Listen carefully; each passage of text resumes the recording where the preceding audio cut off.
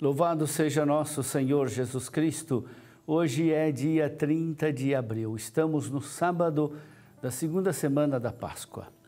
A leitura de hoje é de Atos dos Apóstolos, capítulo 6, versículos de 1 a 7.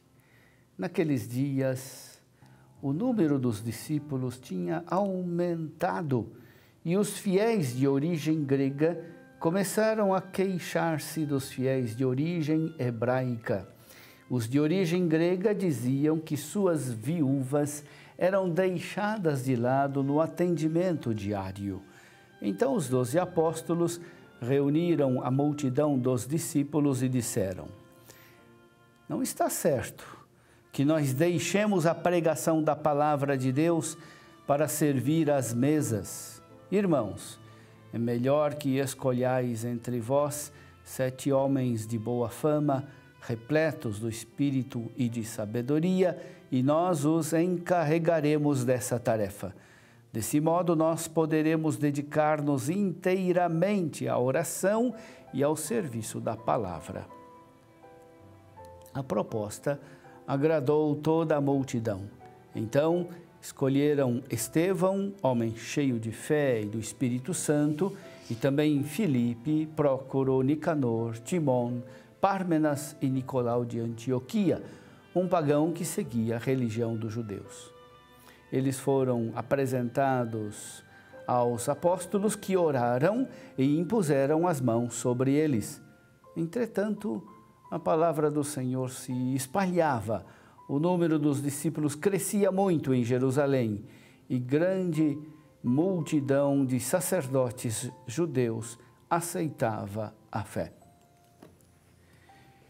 Meu irmão, minha irmã, a leitura dos Atos dos Apóstolos nos mostra como surgiu o ministério do diaconato na igreja. Mais do que um mero relato, a leitura nos vincula à comunidade apostólica e nos põe no imenso e profundo da tradição apostólica. Não somos nós que inventamos, nem foram os nossos pais que criaram o diaconato. Ele surgiu no tempo dos apóstolos, sob a inspiração e direção do Espírito Santo. Diante de uma dificuldade concreta surgida pelas novas tensões provocadas pela presença dos cristãos de origem grega na igreja, os apóstolos e a comunidade reunida encontraram, num clima de oração e de discernimento espiritual, a solução pacífica que garantiu a manutenção da unidade. Qual era o problema a ser enfrentado? Conforme os Atos dos Apóstolos nos descrevem, as viúvas dos fiéis de origem grega eram deixadas de lado no atendimento diário. As tensões internas da igreja nascente ameaçavam sua unidade, mas a instituição do ministério diaconal transformou o conflito em ocasião de uma vivência ainda mais profunda da unidade eclesial. Em vez de se dividirem em 2 seitas, uma de judeus, outra de gregos, a Igreja dos Apóstolos superou a tensão, obedecendo o Espírito Santo. Foram apresentados aos apóstolos 7 homens de boa fama, repletos do Espírito e de sabedoria. Pela imposição das mãos, os apóstolos comunicaram o que eles mesmos tinham recebido de Jesus, o Espírito Santo. Não é a escolha, nem a eleição que habilitou aqueles homens para o serviço, mas foi a imposição das mãos, ou seja, o dom do Espírito Santo. É preciso prestar atenção ao gesto da imposição das mãos. No Antigo Testamento, a imposição das mãos simbolizava o compartilhamento de um encargo entre pessoas.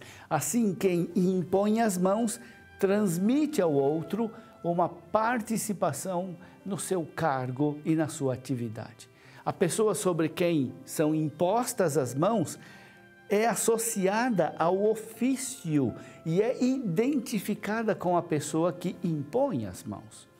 Foi isso que aconteceu com Moisés e Josué. Depois da imposição das mãos, Josué se tornou como o alter ego de Moisés. No Novo Testamento, a imposição das mãos se torna um gesto pelo qual o Espírito Santo é transmitido daquele que impõe para o que recebe a imposição. Assim, o ministério é transmitido. Reconheçamos o grande dom da unidade da igreja. Agradeçamos a Deus o ministério do diaconato na igreja.